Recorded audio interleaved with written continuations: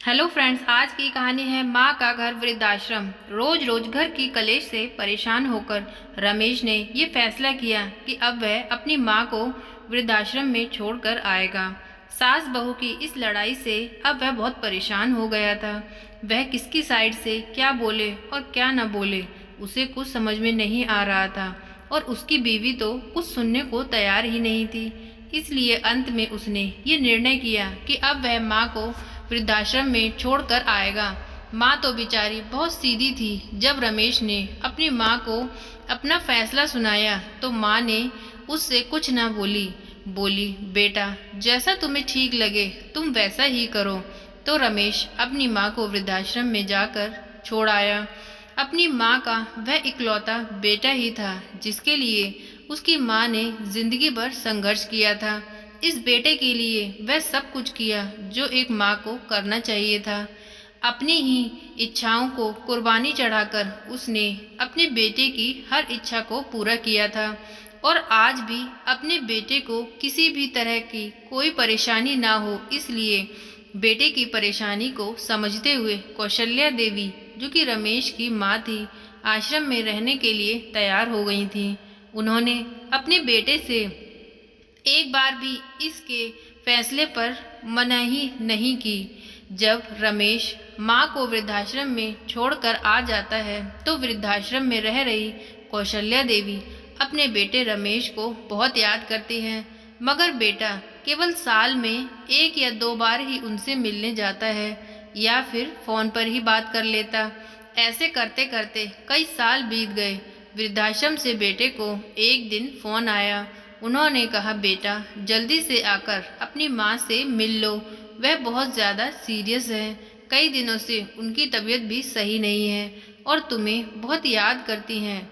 आश्रम से फ़ोन आने पर रमेश परेशान हो जाता है और कहीं ना कहीं वह भी अपनी माँ से बहुत प्यार करता था, लेकिन उसकी बीवी पर उसका कोई जोर न चलता था। वह जानता था कि इस सब की वजह उसकी पत्नी ही थी, पर वह जाकर उससे कहता भी तो क्या। बीवी उसे आधी बात तक तो न बोलने देती थी। रोज रोज कलेश कर करके आखिर उसने माँ को वृद्धाश्रम में भिजवा ही दिया था। रमेश जब अपनी बीमार माँ के पास पहुंचा तब उसकी माँ अपनी आखिरी सांसें गिन रही थी। बेटे ने अपनी माँ से उसकी आखिरी इच्छा पूछते हुए कहा, माँ मैं तुम्हारे लिए क्या कर सकता हूँ, मुझे बताओ। तो माँ ने कहा, बेटा इस आश्रम में बहुत गर्मी है और मच्छर भी बहुत लगते हैं। तुम यहाँ पर कुछ पंखे लगवा देना और फ्रिज न होने की वजह से यहाँ हम बूढ़ों को कई बार भूखे पेट ही सोना पड़ता है, क्योंकि किसी का भी दिया हुआ खाना खराब होने की वजह से हम बचा नहीं पाते। तो इस आश्रम में 2-3 फ्रिज भी खरीद कर रख देना। बेटे ने अपनी माँ की सारी बात सुनी और माँ से पूछा, आपने कितने साल यहाँ पर निकाल दिए, पर आपने कभी भी मुझसे ये बातें नहीं की, और अब जब आपके पास टाइम नहीं बचा है, जाने का समय करीब आ गया है, तो आप ये सब क्यों कह रही हैं? अब तो आपके यहाँ रहना भी नहीं है।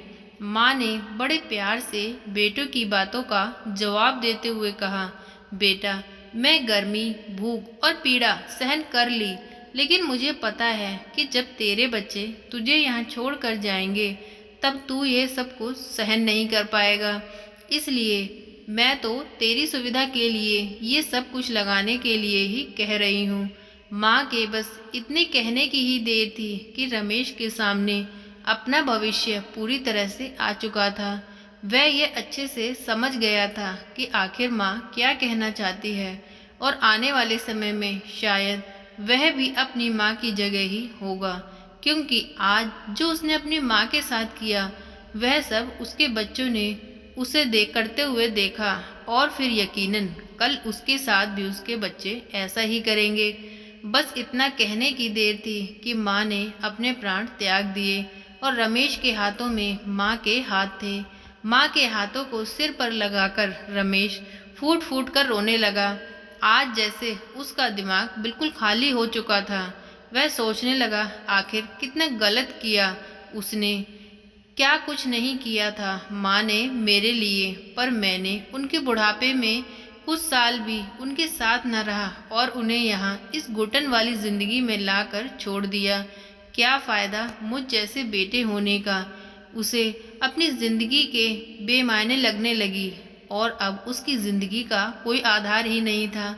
एक माँ थी जो हमेशा उसके बारे में ही सोचा करती थी। जब वह अपनी माँ के साथ ही अपने रिश्तों को अच्छे से नहीं निभा पाया तो बाकी रिश्तों को क्या ही निभा पाएगा।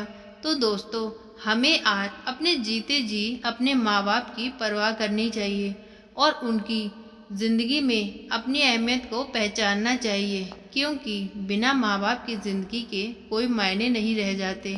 जब तक वे हमारे साथ हैं तब तक ईश्वर के आशीर्वाद के रूप में वे हमारे साथ साथ चल रहा है।